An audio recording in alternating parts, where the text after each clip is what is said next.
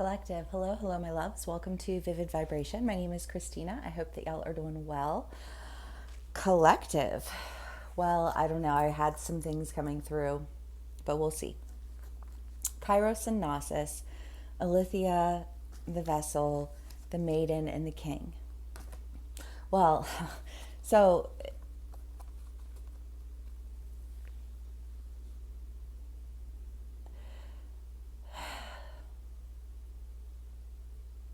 I feel like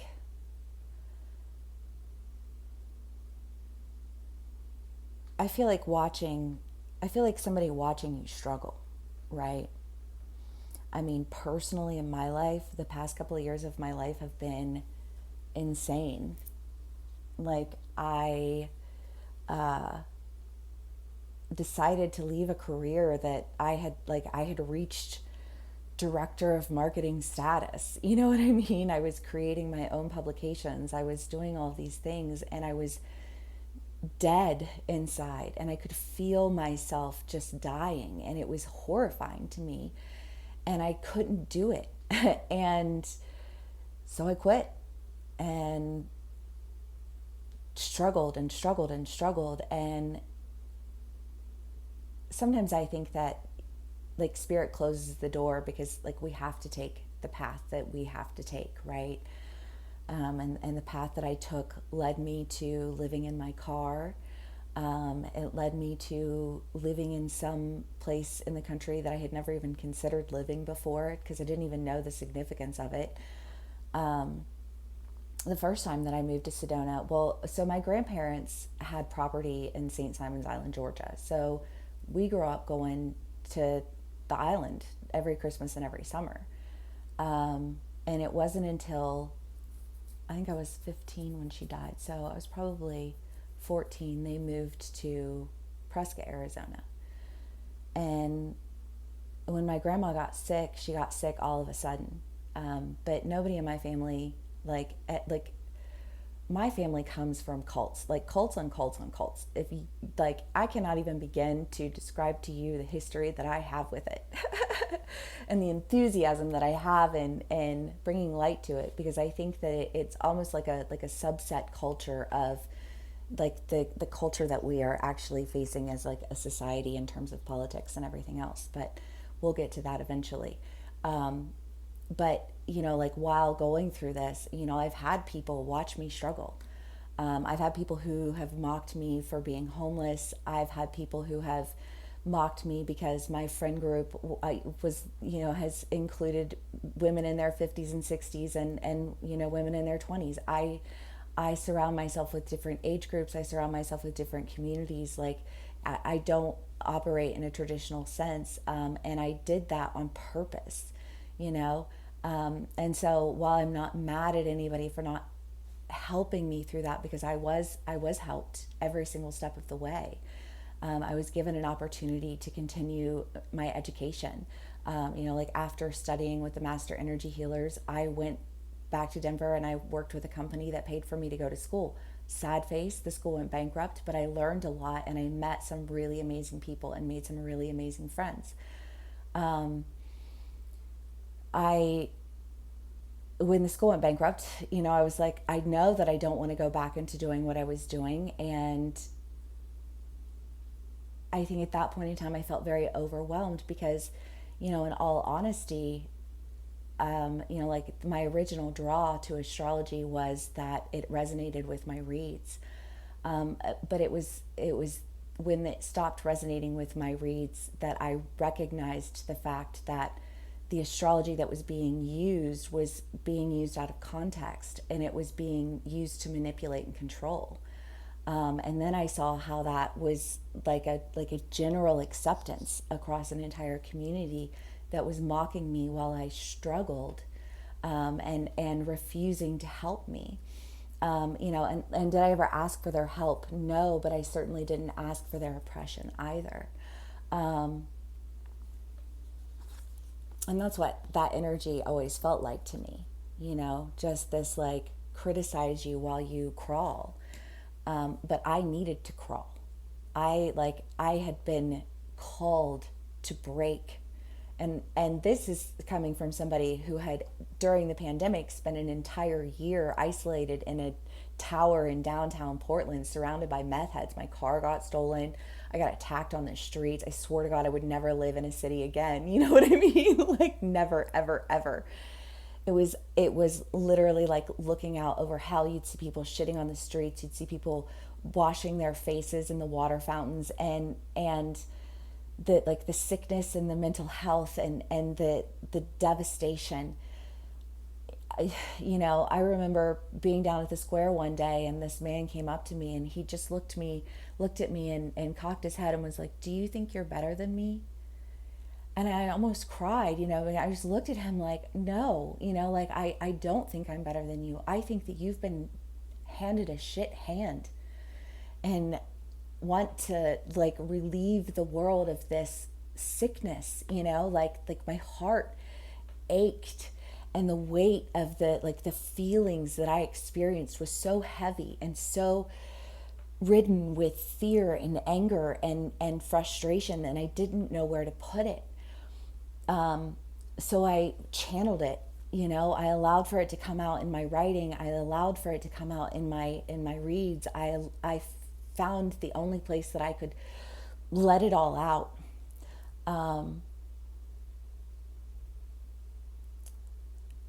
And the unfortunate fact is that my healing process served as a spectacle to a lot of people.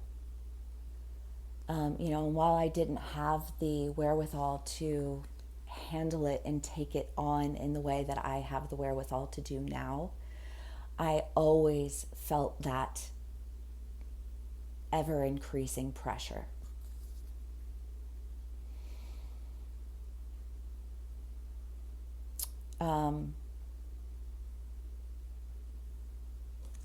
And my God, does that not resonate with so many people? Because how many people have, what, you're trying to get sober, and everybody knows you're trying to get sober, and so they're, watching every move you make and making fun of you and putting you in situations where they know like you're going to want to drink or it's going to be around. And you know what I mean? Just like people who like get off on watching you struggle. I think for like new converts, like Christianity especially, and I was a huge part of the church. I have a degree in the New Testament from a Bible college, okay? Like I lived that shit. But I know that, like when people become Christians and their lifestyle no longer, resonates, because oftentimes people turn to Christianity because they want to clean up their lives, and it offers them a structure in which they feel like it offers them the control to push out the things that are no longer healthy for them. Like it's not an uncommon experience for us to have as human beings who live in a world that is sick, who are dealing with the sickness that we have inherited, and it doesn't matter where you are in life, or what it is that you're recovering from, or what it is that you're trying to clean out of your space. The people who you're trying to clean out are going to be the people who pop up the hardest, who try you the hardest, who push you the hardest, who are the nastiest to you. Like,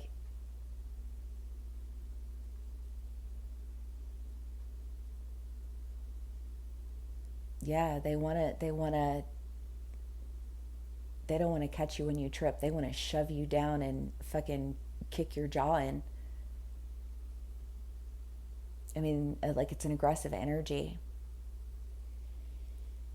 But I think when we deal with that type of energy for long enough, we can recognize it for what it is, because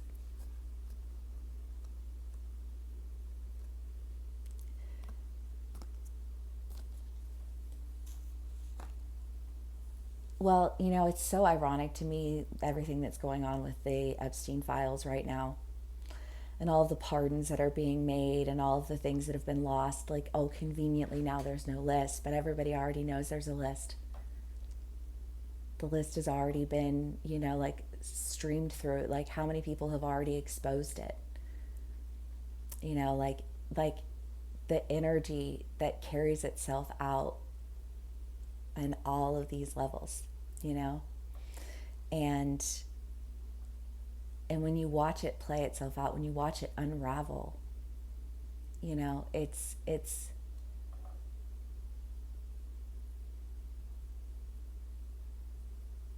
sight to see for sure.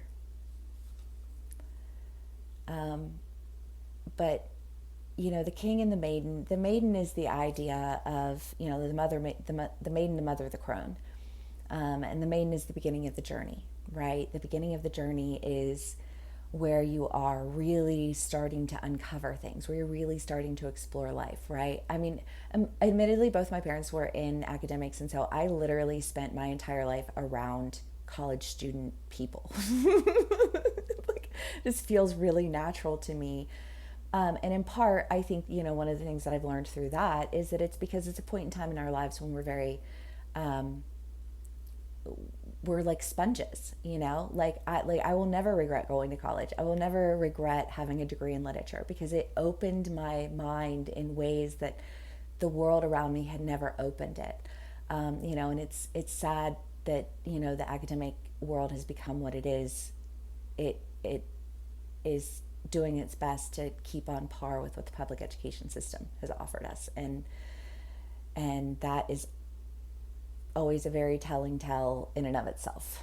But the maiden and the king, you know, again, there's just this, I just feel like this awakening, like this understanding, this learning, that has awakened us to, I just feel like some really solid decisions.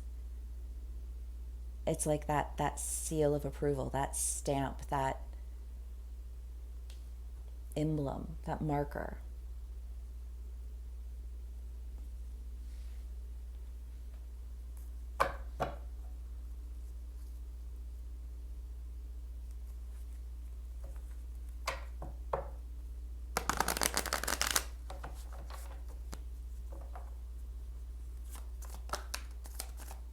The emperor.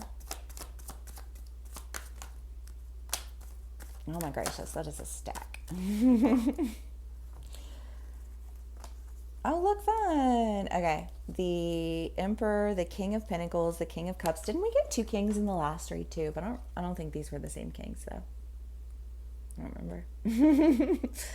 Lots of decision making though. I mean, this is my favorite King of Cups just because he's like the total drunk in love. And I'm sorry, but if you are not passionate about what you're doing, if you're not passionate about the people in your lives, if you are not passionate, then please stop and take a moment and really consider the last time that you felt that spark within, you know? Because whatever it is that sparks that in you, whatever that, like that little light, you know, my favorite thing, I worked as a writing consultant when I was a student at Ohio State, and we worked with like the 109, the 110 students. So they would get a lot of like short story prompt writing, and you could get one prompt and you would get 100 different responses to that one prompt. You know what I mean? But with each of those prompts, you know, when you're going in and you're working with somebody's piece of writing, you're basically creating cohesion with their thoughts, because especially when you're dealing with, you know, people who just graduated from high school, their cohesion of thoughts, they've been taught what to think, they haven't been taught how to think. So they can regurgitate, but they can't make sense of it.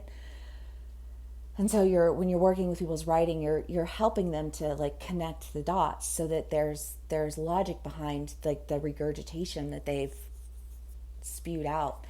And then they see how there is a framework to, you know, like to a written response to something. But my favorite thing about that job was when you would see them get it and they were like, oh, you know, because you know, like that, like communication is one of the most vital skills that we have.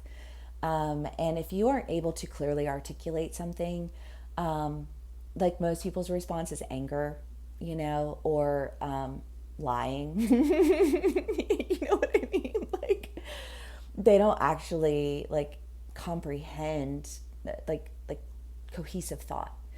If they did, then that wouldn't be so hard. But again, I just feel like whatever it is that's sparking for you, it's really enabling you to know what needs to be cut out for you and why it needs to be cut out. And I feel like a lot of that for a lot of us has just been like there have been people in our lives, and we are in retrograde season, so old people come back up, to test us. And I feel like, again, it's just that idea of really, I think, just consciously making a decision of recognizing your awareness of the people who've been watching you, right? Especially for my people out there who are seers, and people out there who are just like conscious observers. You don't even have to be a seer to see that. You can just be a conscious observer and get that. You know what I mean? Like, that's not revolutionary in any way, and yet it's probably one of the most revolutionary things that you can do. Pay attention to people who are paying attention to you, and why they're paying attention to you, and why it is that they're so comfortable with attacking you and watching you struggle. Because even if it is a struggle that you chose, there were people in your life who supported you through that and didn't say, you don't have the right to go through this. They said, we understand that this is something that you need to go through, and we're holding space for you to do that. I mean, like the awareness of the juxtaposition of the experiences that you've had. That was in Reed's God. I want to say when I first started this channel, there was just this idea of like a night and day, like having experiences in your life where you're just like, wow, that is like night and day. You know what I mean? Like such a difference of experience, and really paying attention to like what the differences are and who acts what type of way about it, and doing away with those energies, because there are like things that you have come into understanding about that have awakened you to possibility. You know what I mean? Like possibilities on possibilities on possibilities, because the world is like possibility is infinite. Energy is infinite. It's the type of energy that influences, that affects all of the things, right? So if you start influencing it with positive energy by making conscious decisions, by practicing awareness of the people who practice awareness of you, because there are always people who are aware of us, even when we feel like we're completely alone in the world. Like even when I felt completely alone in the world, I knew that I had a very dear old friend that I could reach out to, who could really just like be that space that I needed when I needed it. You know what I mean? When I was living in my car in the wintertime, I had a beautiful friend who said, like, I can't have you sleeping in sub-freezing temperatures right now, and you're doing so much to like change your life. You know what I mean? Like I was seen, and people held space for me. And so like there's this very stark contrast. But when it all comes full circle, when it all shows up again, like that, like any confusion that existed, there's really no confusion there to be had. It's very easy to make the decisions that we're making, and the decisions that we are making are taking us in completely different directions. I think that's part of the excitement, Like when you get to go someplace you've never been before and you're like, oh my God. And then you get online and you look at all the things that you could do, and then you go and then you end up not doing any of those things, or you do like one thing and then you get all the misadventures into all of the different directions because you meet people along the way, and then they share with you things, and then you do that. And then next thing you know, you're off in some completely different direction. But fuck yeah, you know what I mean? Like, thank God, because what a beautiful adventure it is. It's when people refuse to acknowledge it that, there's that conflict. The Eight of Wands, the King of Cups, and the Two of Swords. Again, yeah, I love you have the King of Cups and the Queen of Cups, because I just feel like, a lot of us have really been calling in like a passionate relationship, somebody who matches our passion, somebody who matches our vision, somebody who matches our goals. And I think a lot of us have fluctuated through states of loneliness where we're just like, just like a person to hug, a person to hold, you know what I mean? Like just a reprieve for a minute, and then release, because if you hold on to things that aren't meant for you for very long, they end up becoming very, very unhealthy. And it's just better to release it, honor it for what it is, and allow for the directions to part. That we've been through those fluctuations, right? But we've been through those, I think, begging universe to like bring us, like somebody who's sincerely aligned with us. And I don't know, I just feel like so many decisions have been made and so much space has been opened that um, I think those people are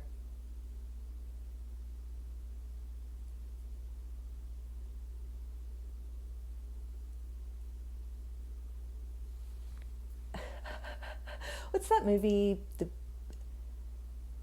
Beautiful Creature? It's like a teen, like a tween witchy movie. I love that movie though. It's so cute. Well, and I love it because Ethan Wade, he likes to read literature, but he only reads banned books. Those are the type of people I fuck with. um, and yeah, I don't know. That energy feels present. It feels present. Oh, the scene. Sorry, that was the whole point. Well, because he kept drawing pictures of her. He kept drawing pictures of her, and he was like, I couldn't see her face. Like her hair was blowing in front of her face. But I feel like there's the sense of like when he sees the hair, when she breaks the spell that her uncle cast to keep him out, and he sees her, like he sees his dream, he sees his vision. You know what I mean? And it's just beautiful. It's just a beautiful little love story. And that's what story is coming to mind. So I feel like, for a lot of us, we're magnetizing our energies, right? We're reaching through the trash to call into us what is meant for us.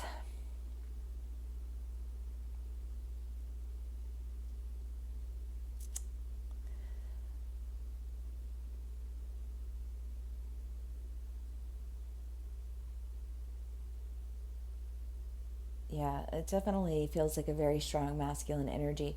And, honestly, it doesn't even have to be a romantic relationship, because on God, like I just love people who are like so themselves, like unapologetically, just powerful people, and just being in their energy like is energizing, because they're just so, they just are little balls of light and power, and I say light, I don't even mean light, I mean like they're balls of rage, they're balls of sincere emotion and realness, like they're balls of soul, and that is light. It's just that the light and love community has really fucked that image up. You know what I mean? But they're genuine light. And um, and so even if it's not a romantic relationship, it could be that for those of us who embody truth and power and like a raw connection to reality and spirit, um, we're calling in our tribe. We're calling in the people that we're meant to be with.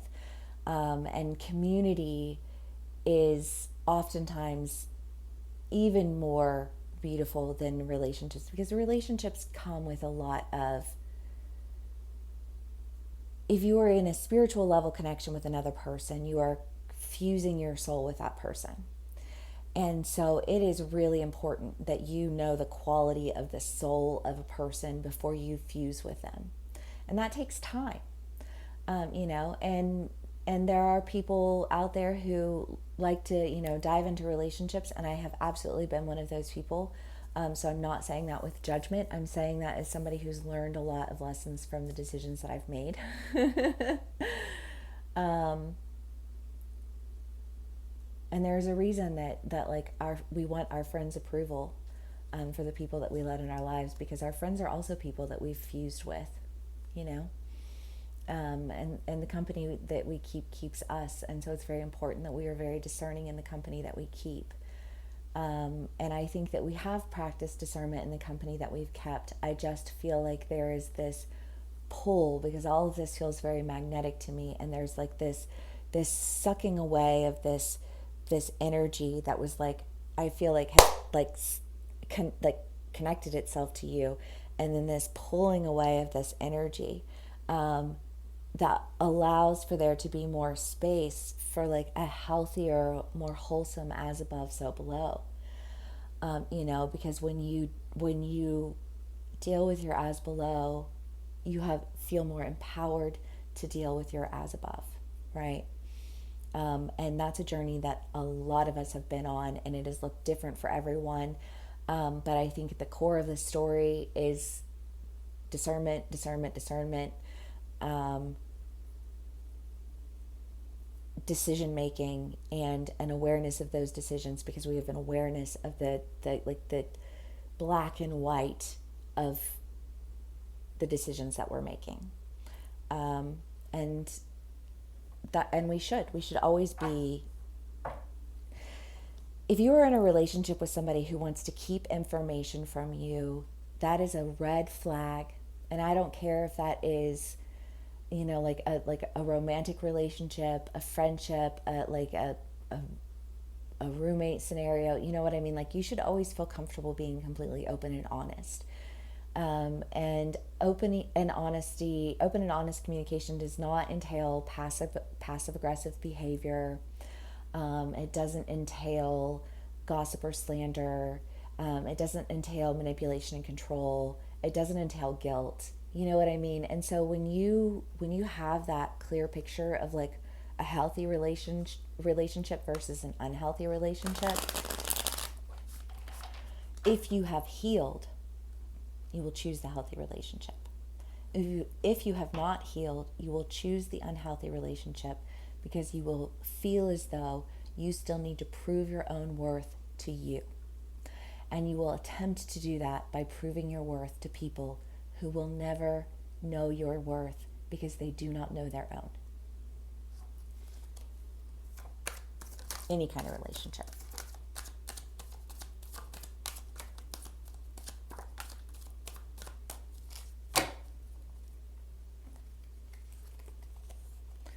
Queen of Wands, Seven of Pentacles, Five of Wands. Yeah, again, I just feel like this, like there's been too much effort put into understanding just how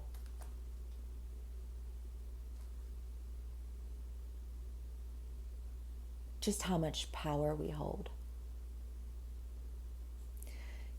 Because like, I'm sorry, but if you've ever been to like, I feel like the protests were probably one of the best things that ever happened to me in my life. But you want to talk about being in a community of people who carry a big souls.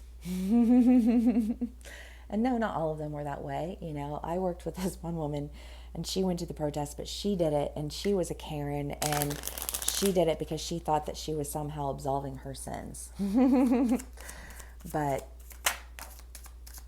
her blatant racism was really not absolvable.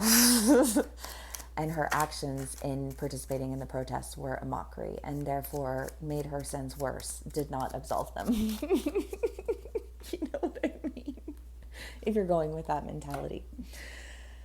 Number 2, the Two of Clovers. We always get the clovers. The railroad forecasts a long journey. If near 44, a serious accident. If near 29, a robbery. Well, no other cards came out. I don't know what all the numbers are for those, but I don't feel like digging through looking for that. So it's a journey, it is a journey. And we never, if we're lucky,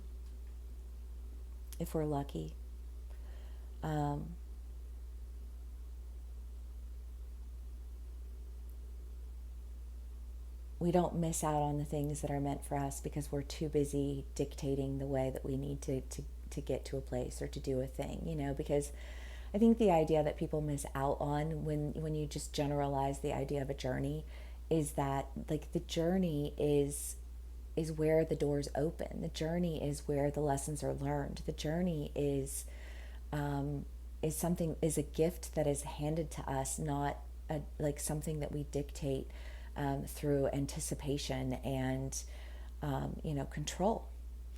Um, and that's been a lesson that a lot of us have had to learn, because we are taught from day one all of the things that we need to control and all the ways that we need to control it, whether it's the volume of our voice or, our presence in a room, or, our opinions about, mass genocide or unhealthy communities,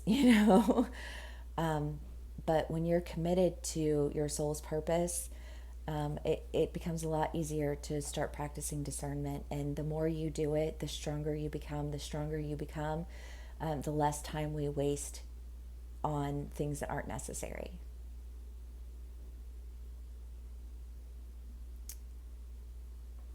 Love it. All right, collective, if this does resonate with you, please do give me a like, share, and subscribe. Thank you so much for spending some time with me and sharing your energy with me, and I will see y'all again soon. Bye.